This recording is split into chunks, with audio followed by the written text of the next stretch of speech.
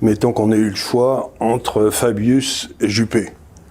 Maintenant, il faut avoir un regard extraordinairement pointu pour voir la moindre différence entre les deux. Donc, on en élisait un, puis on élisait l'autre la fois d'après, puis un, puis l'autre.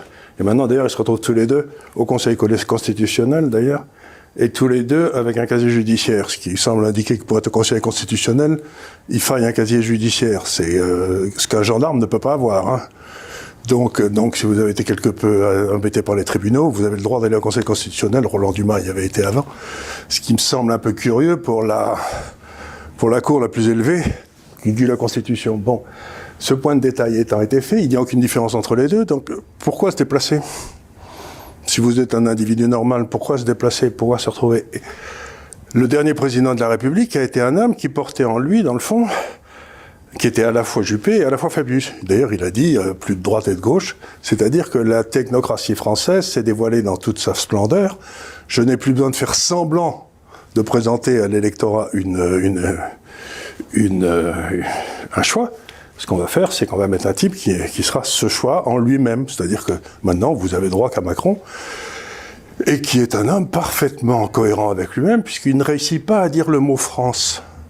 Je ne sais pas si vous avez remarqué, il ne dit jamais France. Il dit France et Europe, souveraineté française et européenne. Il ne réussit pas à dire France tout seul. Ça lui est impossible. C'est comme s'il était constipé du mot France, quoi. C'est ce qu'il est d'ailleurs.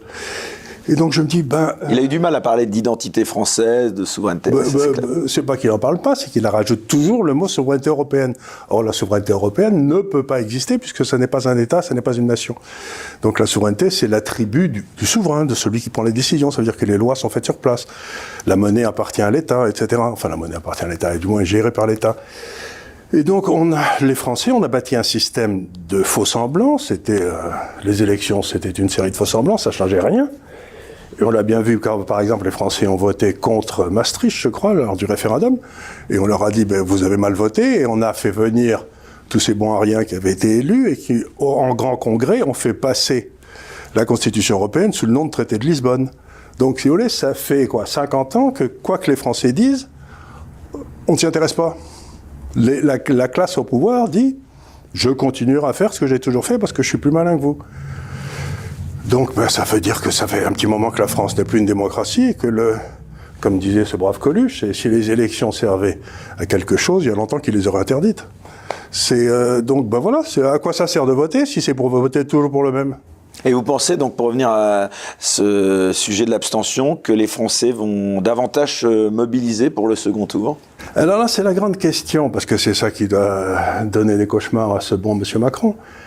Parce qu'il me remonte d'un peu partout, avec les amis que j'ai en province, et qui ne sont pas que des amis d'ailleurs, qui sont des gens que je connais, plutôt en province qu'à Paris d'ailleurs, le raisonnement suivant, c'est, beaucoup de gens m'ont dit, je n'irai pas voter au premier tour parce que l'offre ne me satisfait pas, il n'y a personne qui me satisfasse, très bien.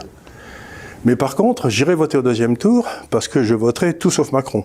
Qui que ce soit, j'irai au deuxième tour. Il y aura un vote. Donc barrage. Il y aura un vote barrage en disant droite, mais à Macron. À Macron, en disant ce type est l'antithèse de ce qu'il nous faut pour ce pays. Donc on va voter contre lui. Et c'est pas un vote qui s'appuie sur un programme. C'est un vote qui s'appuie sur une personnalité. C'est-à-dire que j'ai 78 balais, je n'ai jamais vu un homme politique aussi haï que cet homme. Il est haï par la population partout. Et de droite et de gauche, si vous voulez Et donc, oui, je me dis, peut-être qu'il va y avoir... Donc, il faut surveiller la participation au deuxième tour. Si par hasard, elle est beaucoup plus forte, ça voudrait peut-être dire quelque chose. Je me souviens que dans une vie médiatique antérieure, je vous avais reçu dans le cadre d'une émission qui avait fait beaucoup parler, beaucoup jaser, puisque je reçois encore l'extrait en question plusieurs années après, puisque via Internet, tous les pays peuvent accéder à cette émission. Et donc, j'avais reçu donc encore récemment, depuis le Liban, ce passage dans lequel vous disiez que Macron, pour vous, était bête. Est-ce que vous pensez qu'il est toujours aussi bête, Charles Huguard ? Il l'a toujours été. Vous le rediriez, ça, aujourd'hui? Sans aucun problème. Parce que pour moi, qui ai été dans les affaires toute ma vie, et dans la considération du politique, parce que dans mon métier, c'est important de savoir ce que font les politiques, c'est quand vous avez un homme très brillant qui se met à la tête d'une entreprise, s'il est vraiment très brillant, il va s'entourer de gens plus intelligents que lui. si c'est un moment l'a pas assez aimé, ou s'il a des problèmes psychologiques, il va s'entourer de crétins pour pouvoir les traîner dans la boue. Et Macron fait partie de ces dirigeants. Dans le deuxième cas, d'ailleurs, quand vous avez une entreprise où le titre très brillant s'entoure de crétins, l'entreprise se viande 4 ou 5 ans après. C'est toujours la même chose. Macron se donne un mal de chien pour être entouré de nuls. Et vous les voyez, enfin je veux dire tous les ministres, quand je pense à la qualité des ministres qu'il y avait sous De Gaulle ou Pompidou, même sous Giscard, c'était quand même autre chose. Si vous voulez, quand vous aviez M. Barre comme Premier ministre, c'était quand même autre chose que le guignol qu'on a aujourd'hui. Donc. Et vous diriez que c'est qu'à l'échelle d'Emmanuel Macron, ou c'est de manière générale la qualité, j'allais dire, du casting politique a diminué en qualité? Ben, ça a diminué en qualité pour une raison assez simple, c'est que je voudrais l'expliquer aussi simplement que je peux, c'est que dans l'organisation des partis politiques, je crois que c'est le Parti socialiste, après toutes les affaires un peu douteuses dans lesquelles ils avaient été enfoncés au début des années Mitterrand, on a voté un financement public des partis politiques. Vous savez, c'est-à-dire qu'ils n'ont plus à aller chercher l'argent des gens en faisant vaguement ce qu'on leur demande, mais ils touchent quelque chose. Et ce financement des partis politiques est distribué par le président. Donc, vous êtes Chirac, vous recevez tout le pognon pour le RPR, ce qui à l'époque était beaucoup d'argent. Qu'est-ce que vous allez faire? Vous allez éliminer d'abord tous ceux qui pourraient vous faire de l'ombre. Et donc, si après 3 ou 4 générations où tous les types qui touchent le pognon éliminent tous ceux qui auraient une chance de les remplacer parce qu'ils sont un peu plus brillants, à l'arrivée, vous n'avez plus que des nuls, quoi. C'est dans le fond, le système politique en français, c'est l'antidarwinisme. C'est les plus crétins qui survivent.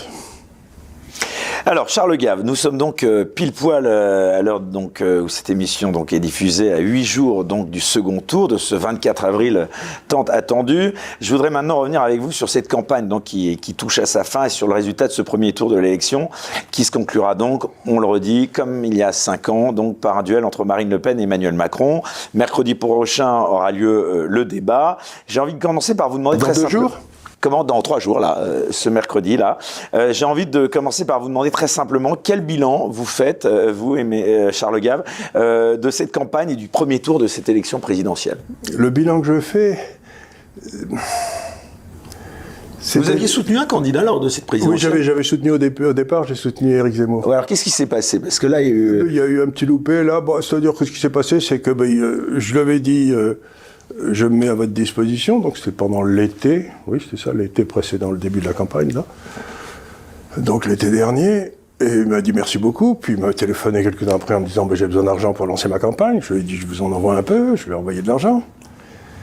Et puis, vous l'aviez aidé donc financièrement? Je l'avais aidé financièrement, et puis je m'attendais à ce que peut-être on sollicite mon avis, ce qui n'était pas complètement idiot, j'ai 1000 clients dans 65 pays. J'ai créé 2 ou 3 fois, j'ai créé une société de gestion en Londres qui gérait 10 milliards de dollars que j'ai bien vendu. Avant ça, j'avais créé la première société de recherche sur l'allocation d'actifs en 73.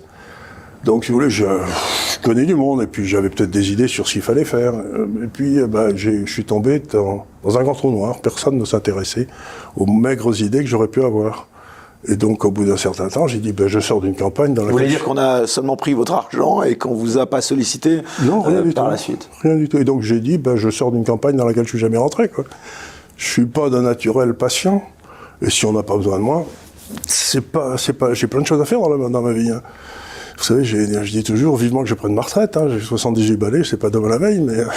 Donc ça, c'était au début, donc finalement, à la suite de ça, donc vous avez... J'ai décidé d'arrêter le soutien, mais ça ne veut pas dire que je pense que j'ai le plus grand respect pour Éric Zemmour, parce qu'il a eu 2 qualités immenses. D'abord, il a un courage physique incroyable, il a pas peur, c'est ce qui est assez étonnant dans ce monde, où tout le monde a peur. Et la deuxième chose, c'est qu'il a libéré la parole, c'est-à-dire que j'ai beaucoup écrit à mes clients que celui qui contrôlait le logos, vous savez, c'était le truc des Grecs, celui qui contrôle le langage, contrôle l'État et contrôle la ville, la cité.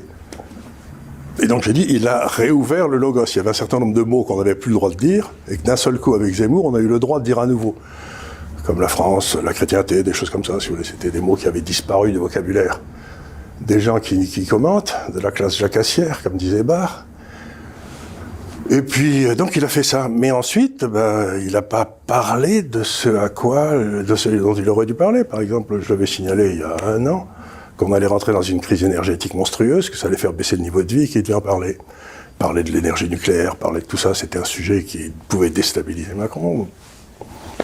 C'est rien passé, quoi. Vous pensez que ça a été une erreur de focaliser sa campagne sur l'identité nationale, sur l'immigration? C'est-à-dire que moi, si vous parlez de l'identité, si vous ne parlez pas de la souveraineté, et en particulier de la souveraineté énergétique, si j'ose dire un peu, c'est comme de pisser dans un violon, ça ne sert à rien. Et les gens se sont rendus compte. Il n'y a pas qu'un problème en France. En fait, en France, on a un État qui a été capturé par une espèce d'élite technocratique qui s'auto-génère et qui gère la France à son profit. J'ai quelques amis qui ont été dans la politique ou la haute administration, et quand je leur dis que ça ne va pas du tout, ils me disent « Mais Charles, t'es complètement idiot, ça n'a jamais été aussi bien pour nous. Jamais on a autant pété dans la soie. » Donc pour eux, cette classe, ceux qui nous ont amené Macron au pouvoir, ils s'en mettent plein les fouilles. Ils n'ont jamais été aussi riches. Ça.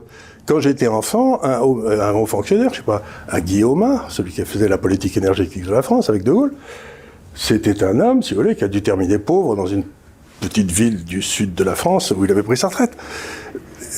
Il était hors de question qu'un haut fonctionnaire s'enrichisse. Ça n'existait pas. Et en l'espace de 40-50 ans, j'ai vu la haute fonction publique en France devenir complètement corrompue. Ce qui était un phénomène, mais complètement nouveau. Depuis Philippe le Bel, la France était gérée par des espèces de moines soldats, vous savez, les légistes, là, et qui ont porté la France, qui l'ont créé d'ailleurs, qui ont porté la France pendant 10 siècles, là. Et puis d'un seul coup, on a des crapules qui se servent, eux, à la place de servir